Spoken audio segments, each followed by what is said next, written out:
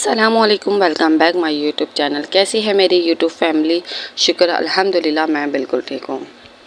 और आज का व्लॉग लग रहा है बहुत ही दिनों बाद, बल्कि बहुत ज़्यादा दिन हो गए हैं व्लॉग नहीं लगा पा रही थी मैं, क्योंकि रमज़ान के महीने में मैं बहुत ज़्यादा मसरूफ़ थी और बहुत सारे काम थे। इस वजह से मैं वीडियो तो बना रही थी लेकिन अपलोड नहीं कर पा रही थी।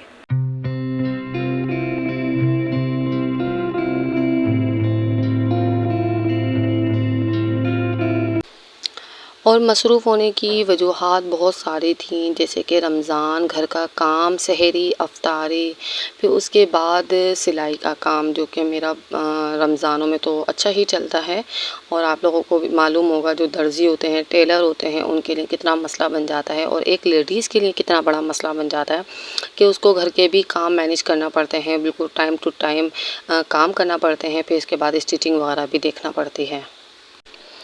और क्या करें, साल में कुछ ही महीने ऐसे होते हैं जिसके अंदर एक सीज़न चल रहा होता है काम का, जो कि काम करना भी ज़रूरी भी होता है और एक हमने ज़रूरी भी बना लिया है काम को, क्योंकि कुछ मंथ ऐसे होते हैं जिसमें काम अच्छा चलता है, अच्छा आता है और करना पड़ता है, जैसे कि रमज़ान का महीना। जबकि रमज़ान के महीने में मेरा काम करने का बिल्कुल भी मूड नहीं होता, क्योंकि एक तो रोज़ा होता है, ऊपर से रोज़े में वैसी इंसान की थोड़ी एनर्जी जना में डाउन हो चुकी होती है। फिर सिलाई का काम और फिर जना में ये होता है कि इबादत के अंदर ना खलल पैदा हो रहा होता है कि हमें काम करना है, ये करना है, वो करना है, तो हम टाइम से इसे नहीं दे पा रहे होते हैं। तो ये होता है, जो वर्किंग लेडीज़ होती है ना, उनके लिए बड़ा मसला बन जाता है हर चीज़ को मैनेज करना। कहीं घर के काम पड़े रहते हैं तो कहीं पर जना में कुछ मसला आ जाता है।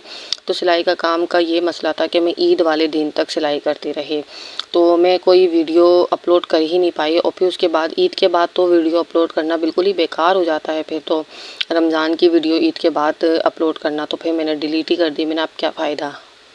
अच्छा, कुछ ईद के हवाले से मैंने वीडियो बनाई थी, जो मैंने टिकटॉक पे अपलोड करी थी, वो मैंने मेंशन कर दूंगी आपको नीचे, तो अगर देखना चाहें तो वो देख लीजिएगा। ईद की तैयारी और ईद का ड्रेस वगैरह, जो ईद का लुक था बच्चों का मेरा, तो मैंने टिकटॉक पे वीडियो अपलोड कर दी थी। और आज हो रहा है, आज का व्लॉग मेरा मॉर्निंग रूटीन का है। और सुबह आज बच्चों का स्कूल का पहला दिन है, न्यू सेशन का पहला दिन है, तो बच्चे भी स्कूल लेट जा रहे हैं, तकरीबन 10 दिन लेट जा रहे हैं। तो इसके लिए मैं तकरीबन 5-6 दिन से बहुत ज़्यादा बिजी थी, कभी कोर्स लाने में, तो कभी स्कूल जाने में, तो कभी ये हुआ कि मैं कोर्स वगैरह लेकर आई तो 2 दिन तो से मुझे उनके स्कूल की कवर वगैरह चढ़ाने में लग गए। फिर उसके बाद घर का भी काम मैनेज किया, फिर बाहर भी जाना हो रहा था, कभी यूनिफ़ॉर्म के लिए, कभी किसी चीज़ के लिए, तो बड़ा बिज़ी दिन चल रहे थे। और आज बच्चों के स्कूल का पहला दिन है, तो बड़ा दिल को सुकून मिल रहा है कि आज बच्चे स्कूल जाएंगे। 7 तो फ़िलहाल मदरसे जा रहे थे, लेकिन वानिया और बरीरा स्कूल नहीं जा रहे थे। तो वानिया और बरीरा आज स्कूल जाएंगे। वानिया बरीरा भी खुश थे और उससे ज़्यादा मैं खुश थी कि मेरे बच्चों की रूटीन दोबारा स्टार्ट हो जाएगी।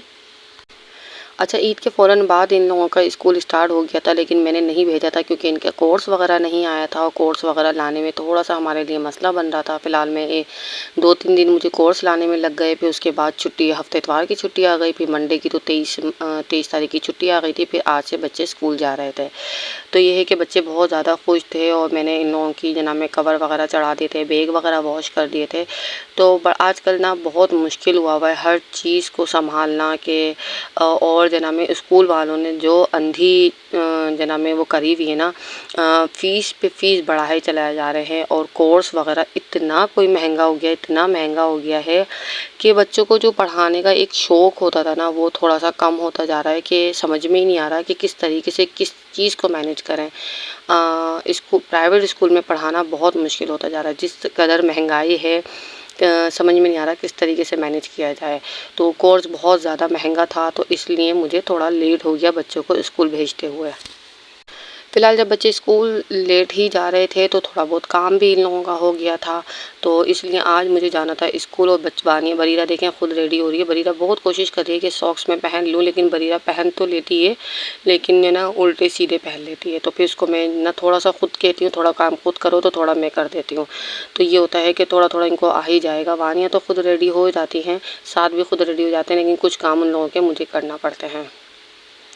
बरीरा भी छोटी है तो बरीरा को पूरा मुझे तैयार करना पड़ता है, लेकिन थोड़े बहुत काम वो खुद कर लेती है, जैसे कि ट्राउज़र पहन लेती है, सॉक्स को आधा पहन ही लेती है, फिर आधा मैं सही कर देती हूँ।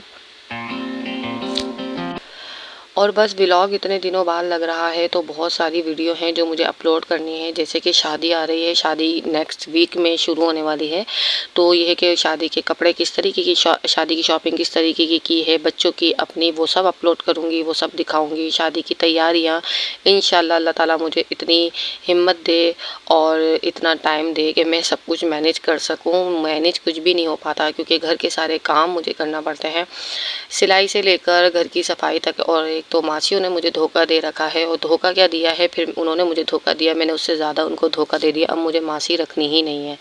तो ये होता है कि कभी भी किसी भी टाइम पे मैं सफाई वगैरह कर लेती हूँ। जब देखती हूँ घर ज़्यादा गंदा है तो सफाई कर लेती हूँ, घर साफ़ सुथरा है तो हल्की फुल्की सफाई कर लेती हूँ। तो ये है कि अपने तरीके से काम कर रही हूँ, तो ये टेंशन नहीं है कि इस टाइम पर टाइम मतलब किसी की टाइम की पाबंद नहीं बनी हुई मैं। फ़िलहाल बच्चे वगैरह स्कूल के लिए रेडी हो गए थे और इमरान छोड़ने जा रहे हैं। और बच्चों को बिल्कुल सी ऑफ करके अल्लाह हाफ़िज़ कह के इन लोगों के ऊपर आयतल कुर्सी वगैरह पढ़ के फूँक कर, और ये लोग जब जा रहे होते तो खिड़की पे खड़े होकर मैं इन लोगों के लिए पढ़ ही रही होती हूँ कि अल्लाह ताला इनको अपने हिफ्ज़ ईमान में रखे, इन लोगों की हिफाजत करे और खैर खैरियत से अपने माँ बाप के पास वापस आएँ। क्योंकि आजकल के हालात इतने ख़राब है, इस कदर ख़राब है कि एक डर खौफ दिल में बैठ गया है। और कुछ हादसात इस तरीके से हो गए हैं जो बिल्कुल सामने, और आप लोगों को क्या आज इतने दिनों बाद मैं व्लॉग अपलोड कर रही हूँ और आज ही क्या हादसा बता दूँ आप लोगों को। लेकिन ये है कि एक हमारे मोहल्ले में इतना बुरा हादसा हुआ है ना कि बस एक डर खौफ इतने दिनों से बैठा हुआ है कि वो डर खौफ ही नहीं जा रहा, कि बस अजीब-अजीब से ख़यालात आते रहते हैं। तो बस अल्लाह ताला सबको अपने हिफ्ज़ व अमान में रखे और अब सबको हिफ़ाज़त में रखे, अल्लाह ताला सबको अपनी हिफ़ाज़त में रखे। बहुत खौफ सा आने लग गया है। और ये मैं ड्रेसिंग, बच्चे वगैरह चले गए थे, फिर थोड़ा बहुत मैंने नाश्ता वगैरह किया और फिर उसके बाद मैं ना सिलाई के लिए तैयारी कर रही थी। क्योंकि अब मैं रात में कम सिलाई करती हूँ, जैसे कि मैंने आपको बताया ना कि थोड़ा सा खौफ आया हुआ है आजकल, थोड़ा सा डर बैठ गया है, तो इस वजह से रात में सिलाई हो ही नहीं रही है। नेक्स्ट व्लॉग में इंशाल्लाह आप लोगों को बताऊँगी कि हुआ क्या था।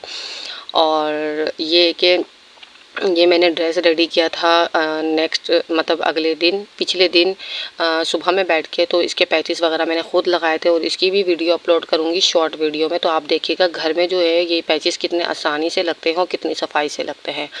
जो हम बाहर मशीन से लगवाते हैं तो इतने महंगे कोई ये लोग लगवा देते हैं, और एक पैच की कीमत लेते हैं कि अब दामन पे लगाएंगे तो इतने, और गले पे लगाएंगे तो इतने, और आस्तीन पे लगाएंगे तो इतने। तो मैंने ये सारे पैचेस खुद लगाए थे, ये किसी कस्टमर का सूट था और इतनी सफाई से लगे थे। और मैं आप लोगों को पूरी वीडियो अपलोड करूँगी इंशाल्लाह शॉर्ट वीडियो पे, तो आप देखिएगा ये किस तरीके से आसानी से लग सकते हैं।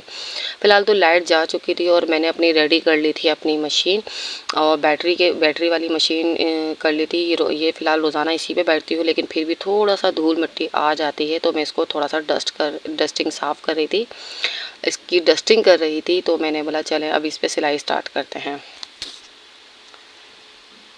फ़िलहाल रात में जो मैंने सूट सिया था ग्रीन कलर का, उसकी स्लीव्स रह गई थी और एक ट्राउज़र रह गया था। अब ये सिल जाएगा, उसके बाद मेरे को एक सूट सीना था, तो देखती हूँ कि जब तक ये बैटरी साथ देगी तब तक सिलाई करूँगी। फ़िलहाल इमरान उठ गए थे 11:30 बजे करीब और कहने लग गए थे कि जल्दी चलो, मुझे जाना है काम पर, तो मैं तुम्हें बच्चों के स्कूल छोड़ते हुए फिर वहाँ से निकल जाऊँगा। फ़िलहाल अब्रीश को मैंने रेडी वगैरह करा और अब्रीश के साथ में चली गई बरीरा के स्कूल। इमरान ने मुझे बरीरा के स्कूल छोड़ा। अच्छा, बरीरा और वानिया एक ही स्कूल में पढ़ती हैं, दोनों के सेक्शन अलग-अलग हैं, मतलब एक रोड क्रॉस करके फिर इन लोगों का स्कूल आता है। एक इस मतलब रोड के एक पार बरीरा का स्कूल है, दूसरे पार वानिया का स्कूल है। तो ये है कि रोड क्रॉस करना थोड़ा सा मुश्किल लगता है, और मैं वानिया और बरीरा के स्कूल बहुत ज़्यादा कम जाती हूँ क्योंकि मैं मीटिंग में ही जाती हूँ, इसके अलावा मैं जाती ही नहीं हूँ, और इमरान का ही रोज़ाना सामना होता है। फ़िलहाल मैं बरीरा के स्कूल गई, मैंने बरीरा को स्कूल से ले लिया।